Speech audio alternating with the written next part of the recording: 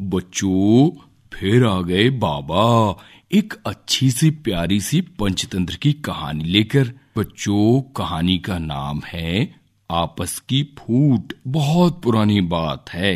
प्राचीन समय में एक विचित्र पक्षी रहता था। उसका धड़ एक ही था परंतु सिर दो थे। नाम था उसका भारूड। एक शरीर होने के बावजूद उसके सिरों में एकता नहीं थी और ना ही तालमेल था। वे एक दूसरे से बैर रखते थे। हर जीव सोचने समझने का काम दिमाग से करता है और दिमाग होता है सिर में। दो सिर होने के कारण भारूड के दिमाग भी दो थे, जिनमें से एक पूरब जाने की सोचता तो दूसरा पश्चिम। फल ये होता कि टांगे एक कदम पूरब की ओर चलती तो अगला कदम पश्चिम की ओर, और भारूड स्वयं को वहीं खड़ा पाता था। भारूड का जीवन दो सिरों के बीच फंस कर रह गया था। एक दिन भारूड भोजन की तलाश में नदी के तट पर घूम रहा था कि एक सिर को नीचे गिरा एक फल नजर आया। उसने चोंच मारकर उसे चक्कर देखा तो जीभ चटकाने लगा। वाह, मजा आ गया, बहुत स्वादिष्ट फल है, मैंने तो आज तक कभी नहीं खाया।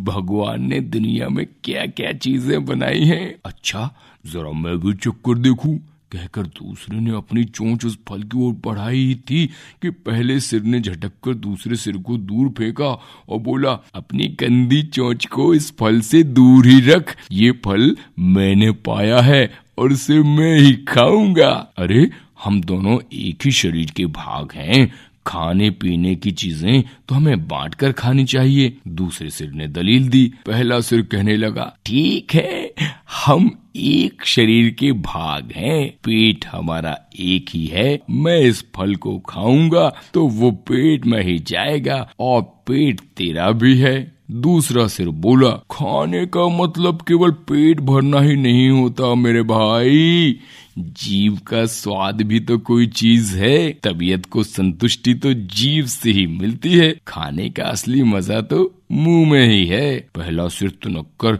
चिढ़ाने वाले स्वर में बोला, मैंने तेरी जीव और खाने के मजे का ठेका थोड़े ही ले रखा है। फल खाने के बाद पेट से डकार आएगी, वो डकार तेरे मुंह से भी निकलेगी, उसी से गुजारा चला लेना। अब ज्यादा बकवास मत कर और मुझे शांति से फल खाने दे। ऐसा कहकर पहला सिर चटकारे ले लेकर फल खाने लगा। इस घटना के बाद दूसरे सिर ने बदला लेने की ठान ली और मौके की तलाश में रहने लगा। कुछ दिन बाद फिर भारूड भोजन की तलाश में घूम रहा था कि दूसरे सिर की नजर एक फल पर पड़ी। उसे जिस चीज की तलाश थी उसे वो मिल गई थी।